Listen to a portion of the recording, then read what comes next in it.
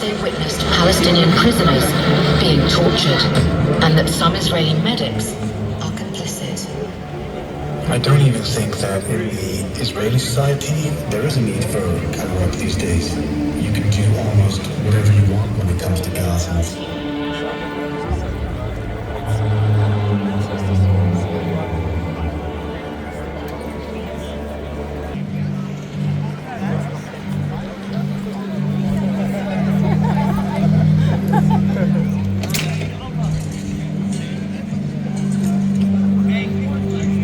On October 7th, and at least 70 people were killed here.